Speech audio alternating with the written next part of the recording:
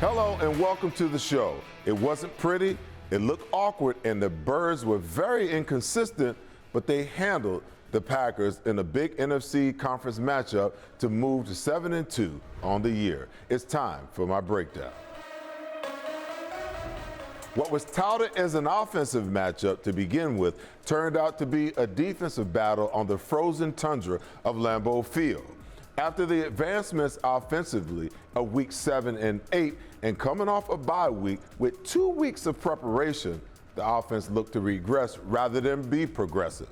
The Eagles tallied 125 total yards on 31 plays while going 3 for 8 on third downs in the first half alone. They gained 77 yards on the ground on 18 runs while eking out a measly 48 yards passing on 7 of 13 on pass attempts by Jalen. Ordinarily, we make a big deal about those numbers with 0 first half points to go along with that. But looking back at the Packers offense, they only managed 99 yards in the first half, 39 yards passing, 63 yards on the ground on 28 plays, and went 0 for 5 on third down. This is where we turn our attention to the defensive side of the ball for both teams, because I'm not sure whether the weather played a role in the lackluster offensive production or if both defenses were just that dominant. The Birds defense posted 3 sacks on Jordan Love in the first half alone for a team through 8 games that only had 16. Josh Jacobs, one of the NFL's best running backs, they held him to 38 yards on 10 carries in the first half. The addition of Jalen Phillips paid dividends in his first game. 6 total tackles, 1 tackle for a loss, 2 quarterback hits, and a fumble recovery as the Birds dominated the Packers' vaunted offense, with the exception of maybe 1 possession. When the Birds offense put together a 4-play drive ending in a 39-yard touchdown strike to Devontae Smith to take a 10-0 lead, the Packers answered with an 11-play 75-yard drive ending in a 6-yard Josh Jacobs score to draw the deficit to 10-7. The Birds defense chose to adopt a passive posture, allowing the Packers to make things interesting. Out of the 20 possessions, both teams punted a combined number of 10 times, turned the ball over on downs once each, and both quarterbacks fumbled the ball in the red zone. Not the offensive output we all expected. Another surprise was Packers head coach Matt LaFleur going for it at midfield on the second possession of the second half, only down 3 points. But an even bigger head-scratcher was Nick Sirianni's decision-making at the end of the game. Listen, on the second-to-last possession of the game, the Eagles had the ball on the Green Bay's 43-yard line. They ran the ball on first down for 2 yards, and then Green Bay called their first timeout. Sirianni and Patullo then chose to pass the ball, resulting in back-to-back incompletions on second and third down, allowing Green Bay to retain their last 2 timeouts and the 2-minute warning, rather than forcing them to burn them. Luckily, Reed Blankenship forced a fumble, which Jalen Phillips recovered, that looked to seal the game. But hold on. With 1 minute and 20 seconds remaining in the game, at the Packers' 39-yard line, the Birds ran the ball 3 consecutive times for 4 yards total and then called a timeout. Then instead of running the play clock down and taking the 5-yard penalty and then punting, Patullo called a Hail Mary pass to A.J. Brown that fell incomplete and turned the ball over on downs, giving the Packers the ball at the Eagles' 36-yard line with 26 seconds remaining in the game. The Packers managed to advance the ball all the way to the Eagles' 46-yard line before the clock caught up to them, and they chanced a 64-yard field goal that missed wide left, giving the Eagles the win. Lucky, the bad weather and an ineffective Brad McManus missed, giving the Birds their 7th W of the season. A win is a win. Glad to have it. But the offense will need to find its rhythm, and the coaching decisions will need to improve greatly. The Detroit Lions are up next and coming to the link. That's my breakdown. Up next, Eagles insider Dave Spadaro joins me to discuss what the Birds need to do versus the Lions and over the final 8 games of the season down the stretch. Hi, I got this old thing and the bill from the store where I got it. Figured you could beat it with a better deal than one of these big boys. That doesn't work that way. Well, at Verizon, anyone can bring in their AT&T or T-Mobile bill, and they'll give you a better deal. I thought Verizon was pricey. No, better deal, best 5G network. Back to the TV. Does it come higher than 8K? Because I don't like to squint. Ma'am, take your TV and go. Bring your AT&T or T-Mobile bill to Verizon for a better deal. Guess you're not as cool as Verizon. You don't know that? Picture this. You play big-time college football, you get some NIL money. You get drafted in the NFL, and you start making real big money. However, you're 23 years old and you don't have any credit. Here at Mid-Penn Bank, we're helping these athletes establish credit through secured credit cards and other strategies that can help develop their credit now, so as they continue to make money, they can have long-term success financially.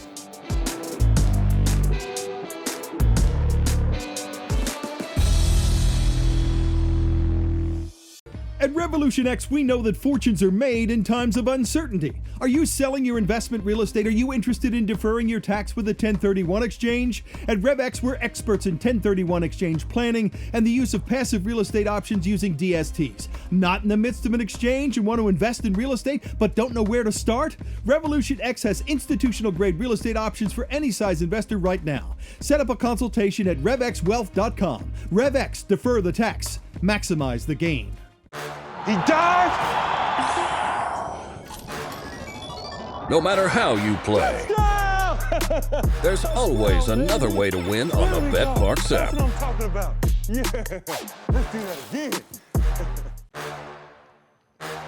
No matter how you play, I just pushed with my tush. I just pushed with my tush. there's always another way to win on the BetParx app. Since 1893, Weber Display and Packaging has been Pennsylvania's leading manufacturer of corrugated packaging and displays. We're family owned with 4 Philadelphia locations, 2 converting facilities, a warehouse, and a fulfillment center. Designed through delivery, we exceed customer needs. Weber Display and Packaging, our core values drive everything we do. Come join our team.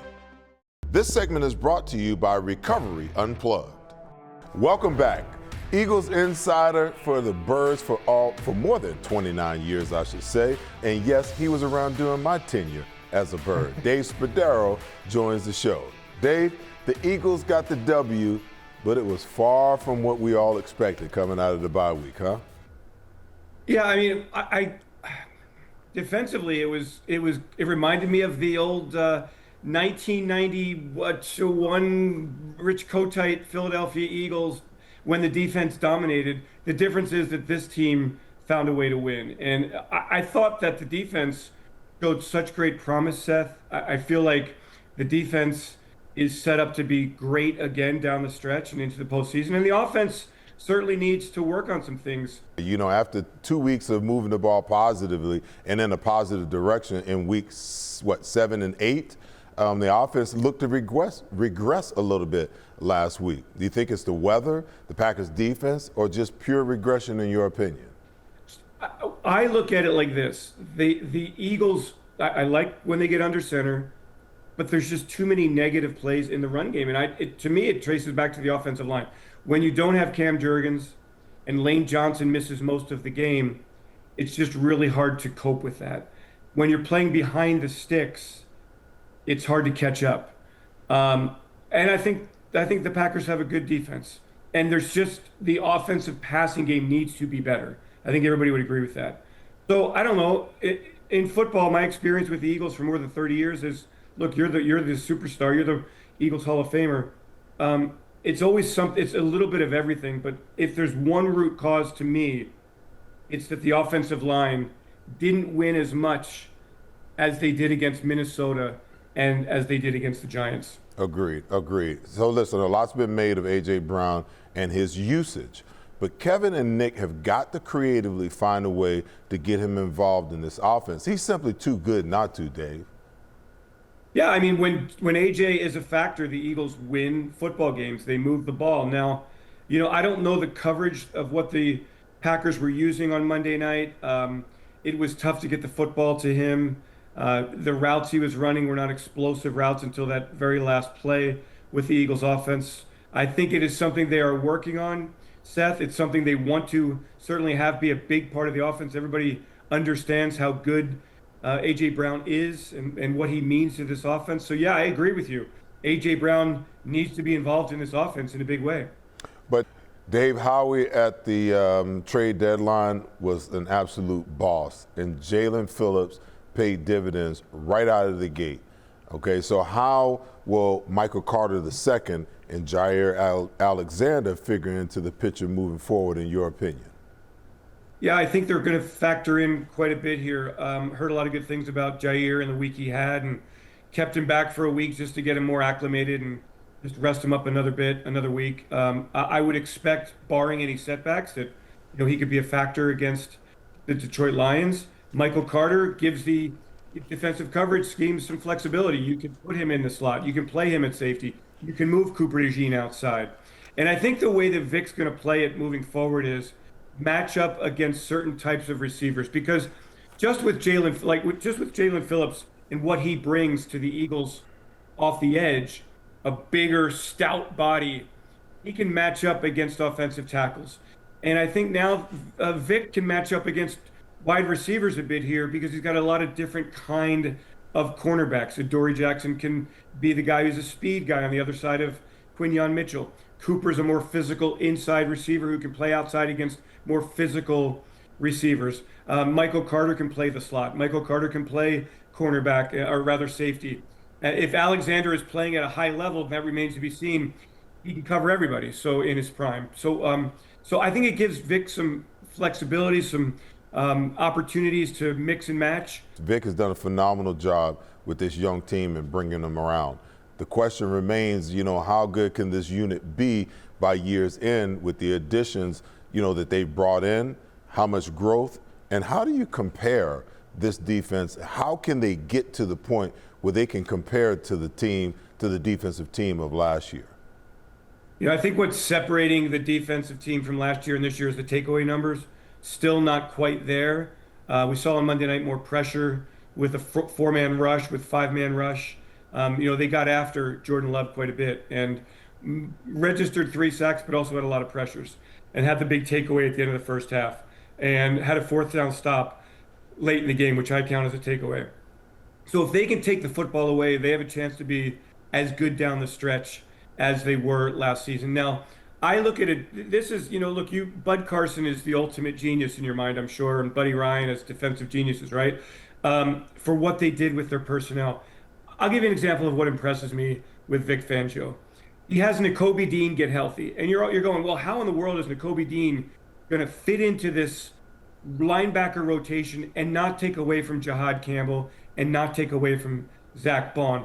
Well, what we've seen is genius. Nakobe Dean is your downhill linebacker. Jihad plays great in coverage. He comes off the edge. He stuffs the run. And Zach does everything. And so I think that the genius in Vic is that he recognizes what players can do, and he kind of tailors a role for them fitting their skill set. And so I think there's a chance it could be as good as last year if they win up front like they did on Monday night. That was a really impressive sign and a really encouraging sign. This week against Detroit and that offensive line, Seth, and that skill set of offensive weapons, to me, is a really good indicator. This is kind of like the Baltimore game of the 2024 season when you went, wow, this defense can be really great. The Eagles shut down the Baltimore Ravens. If they can do something like that on Sunday night, the sky's the limit for Vic Fangio's defense. Dave, man, listen, good stuff. It's always great to catch up with you and talk our birds, especially when they're winning and flying high, my friend. Thanks for your time. You got it. Vic Fangio says hello to you. You're the prototype linebacker, Seth Joyner, that these kids today are playing in this defense. Imagine what you would do in this defense and the things that he could ask you to do in coverage, rushing the quarterback, stopping the run. A Philadelphia Eagles Hall of Famer, it's my pleasure to be on your show. Thanks so much, Seth. Thank you, my friend. When I come back, Brad Feinberg joins me with your weekly fantasy and betting picks for Week 11. There's a number on the screen. There's a number on the screen. There's a number on the screen. There's a number on the screen. There's a number on the screen. There's a number on the screen. There is a number on the screen. There's a number on the screen. There's a number on the screen. There's a number on the screen.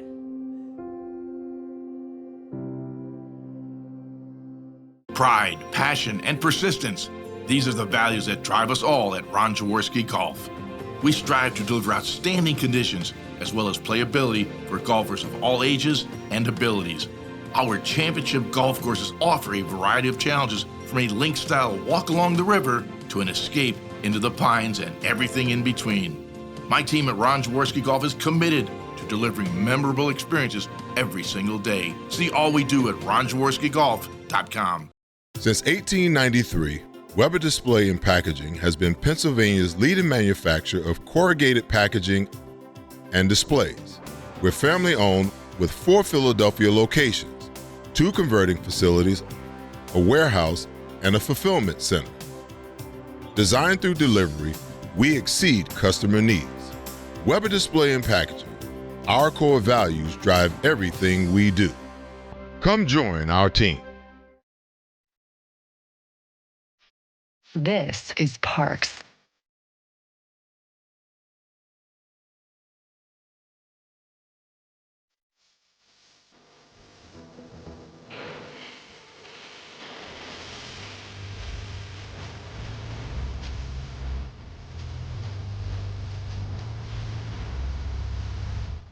Parks, Pennsylvania's #1 casino experience. This is how you win. At Mid-Penn Bank, we believe in the power of community. We're not just another bank, we're your bank. We're also your neighbor. For over 150 years, we've been helping dreams come true, financing projects that make a difference locally. From small businesses to community centers, we're here to support what matters most to you, donating time and resources to strengthen the Philadelphia region. And when Philly's favorite superstars need a bank they can trust, they turn to Mid-Penn Bank, just like you can.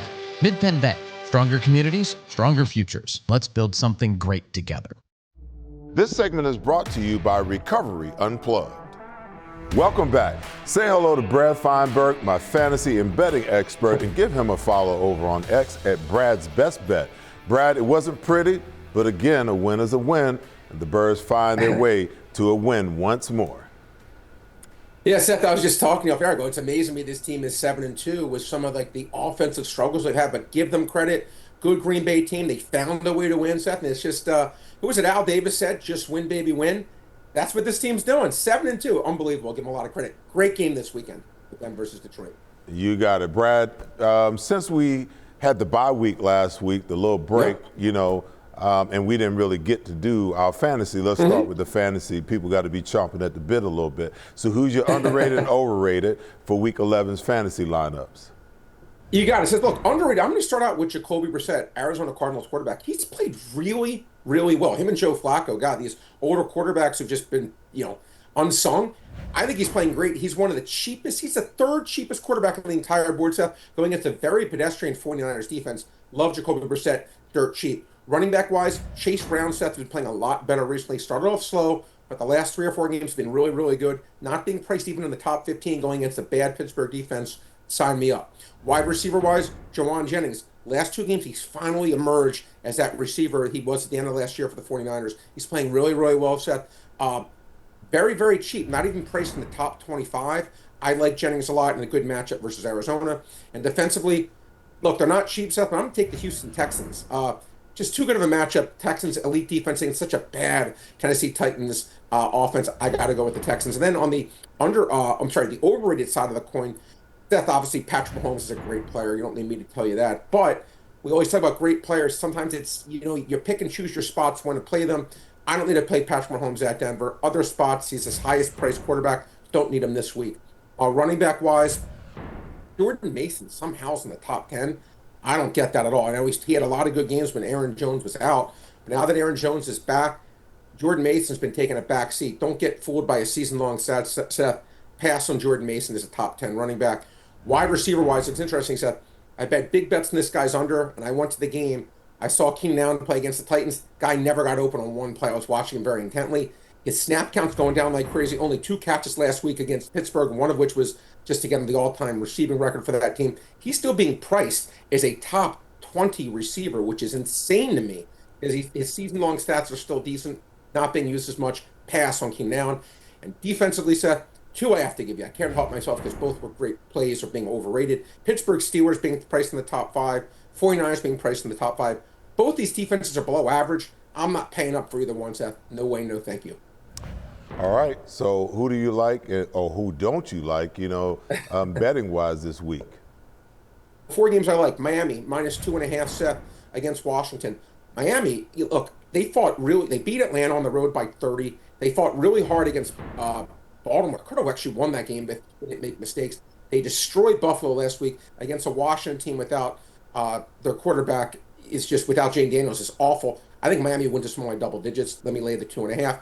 Next, Falcons laying 3 at home. I know it's coming home for the London trip, but laying 3 against Carolina. I think Carolina is vastly overrated. I thought this line should have been at least 1.5, maybe 2 points higher. I like the Falcons laying 3. Vikings -2.5 against what I think is the most overrated team in the NFL, the Chicago Bears. I think the Vikings are the better team. They're at home. I say they find a way to win this one by about a touchdown. Last but not least, Seth, we talked about how I thought San Francisco's defense was overrated and how I like Jacoby Brissett. I think they win this game outright. You want to give me 3 points on top of it? I think it's a very, very close game. I'll take Arizona +3 and take my chances.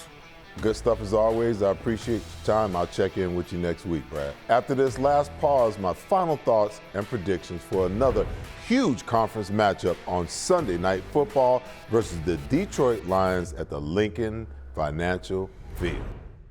Since 1893, Weber Display and Packaging has been Pennsylvania's leading manufacturer of corrugated packaging and displays.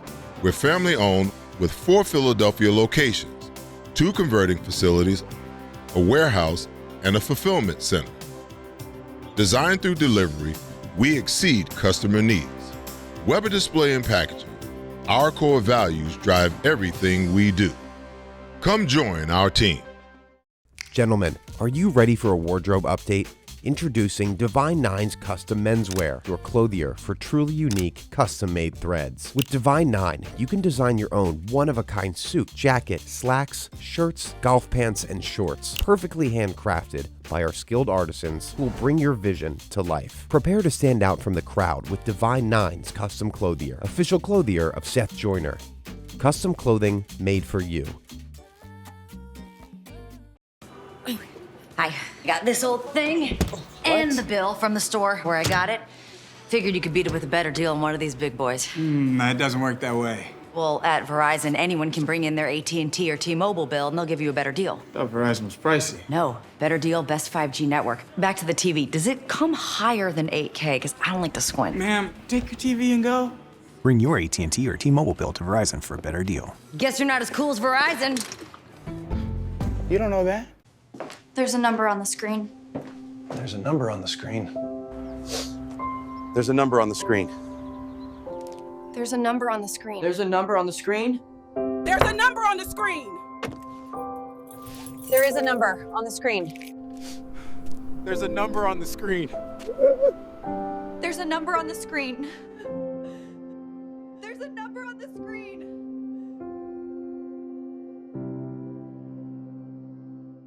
At Revolution X, we know that fortunes are made in times of uncertainty. Are you selling your investment real estate? Are you interested in deferring your tax with a 1031 exchange? At RevX, we're experts in 1031 exchange planning and the use of passive real estate options using DSTs. Not in the midst of an exchange and want to invest in real estate but don't know where to start? Revolution X has institutional-grade real estate options for any size investor right now. Set up a consultation at RevXWealth.com. RevX, defer the tax, maximize the gain. This segment is brought to you by Weber Display and Packaging. Welcome back.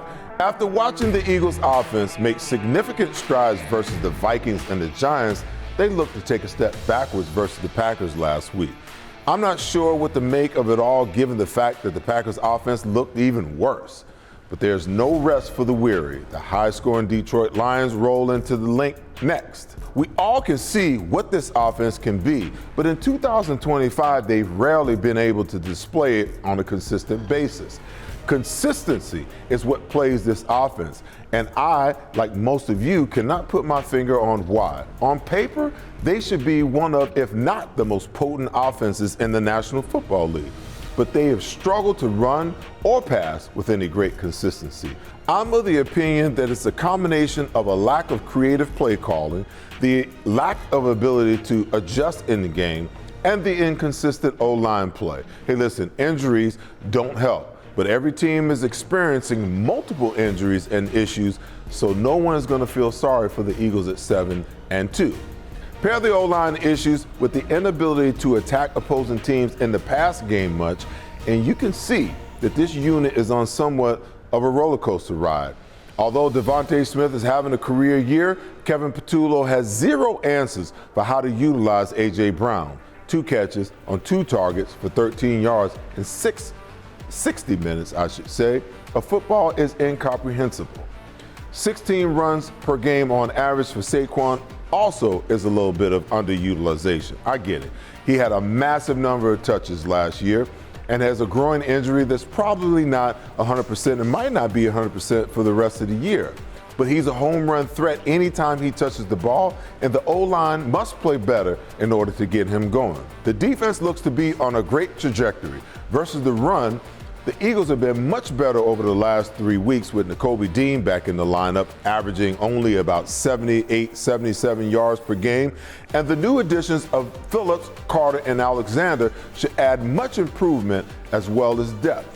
Barring an injury to any significant player, this unit will continue to improve and get better and better. Up next, the Detroit Lions in a game that could have huge playoff seeding implications. And speaking of the Birds' defense, this Lions offense will be their biggest test to date.